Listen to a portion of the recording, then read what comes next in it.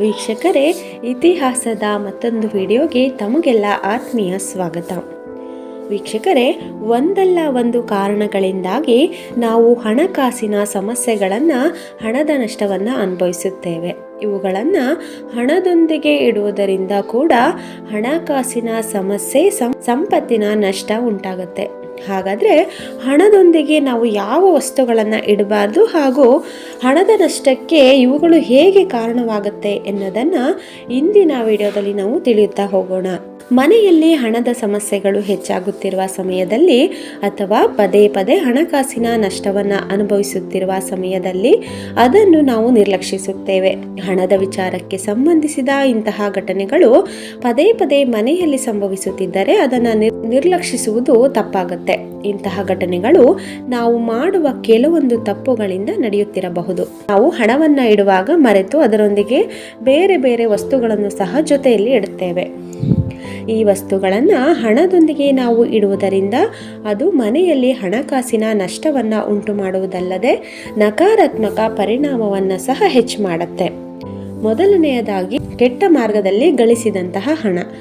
ಹೌದು ವೀಕ್ಷಕರೇ, ಕೆಟ್ಟ ಮಾರ್ಗಗಳಾದ ಕಳ್ಳತನ, ಮೋಸ, ದರೋಡೆ ಅಥವಾ ಇನ್ಯಾವುದೇ ಅನೈತಿಕ ವಿಧಾನದ ಮೂಲಕ ಪಡೆದುಕೊಂಡಿರುವ ಹಣವನ್ನು ಅಥವಾ ಇನ್ನಿತರ ಸಂಪತ್ತಿನ ಮೂಲಗಳನ್ನು ನ್ಯಾಯಯುತವಾಗಿ ಗಳಿಸಿದ ಹಣದೊಂದಿಗೆ ಅಥವಾ ನಮ್ಮ ಇತರೆ ಸಂಪತ್ತಿನೊಂದಿಗೆ ಇಡಬಾರದು. ಇಂತಹ ಕೆಟ್ಟ ಮಾರ್ಗಗಳಿಂದ ಸಂಪಾದಿಸಿದ ಹಣವನ್ನು ಮನೆಯಲ್ಲಿ ಇಟ್ಟುಕೊಳ್ಳುವುದು ಅಶುಭ ಸೂಚನೆಯಾಗಿರುತ್ತೆ. ಅಂತಹ ಹಣಗಳು ನಮ್ಮ ಸಂಕಷ್ಟದಲ್ಲಿ ಯಾವುದೇ ಪ್ರಯೋಜನಕ್ಕೂ ಕೂಡ ಬರುವುದಿಲ್ಲ. ಆದರೆ ಇಂತಹ ಹಣವು ಕುಟುಂಬದಲ್ಲಿ ಅಪಶ್ರುತಿಯನ್ನು, ಆರ್ಥಿಕ ಬಿಕ್ಕಟ್ಟನ್ನು ಮತ್ತು ದುರಾದೃಷ್ಟವನ್ನು ತರುತ್ತೆ. ಹಾಗಾಗಿ ನಿಮ್ಮ ತಿಜೋರಿಯಲ್ಲಿ ಪ್ರಾಮಾಣಿಕವಾಗಿ ನಿಷ್ಠೆಯಿಂದ ಸಂಪಾದಿಸಿದ ಹಣವನ್ನು ಇಟ್ಟುಕೊಳ್ಳಲು ಮರೆಯದಿರಿ. ಇನ್ನು ನಿಮ್ಮ ಮನೆಯ ಬೀರುವಿನಲ್ಲಿ ಅಥವಾ ನೀವು ಹಣವನ್ನು ಇಟ್ಟುಕೊಳ್ಳುವಂತಹ ಸ್ಥಳದಲ್ಲಿ ಇತರರು ನಿಮಗೆ ನೀಡಿದ ಬಟ್ಟೆಯನ್ನು, ಆಭರಣಗಳನ್ನು ಮತ್ತು ಎಲೆಕ್ಟ್ರಾನಿಕ್ ಗ್ಯಾಜೆಟ್ಗಳನ್ನು ಅಥವಾ ಮೇಕಪ್ನಂತಹ ವಸ್ತುಗಳನ್ನು ಇಟ್ಟುಕೊಳ್ಳುವುದನ್ನು ತಪ್ಪಿಸಬೇಕು. ಇಂತಹ ವಸ್ತುಗಳನ್ನು ನೀವು ಹಣ ಇಡುವ ಸ್ಥಳದಲ್ಲಿ ಇಟ್ಟರೆ ಅದು ಆ ಸ್ಥಳದ ಧನಾತ್ಮಕತೆಯನ್ನು ನಾಶ ಮಾಡುತ್ತೆ.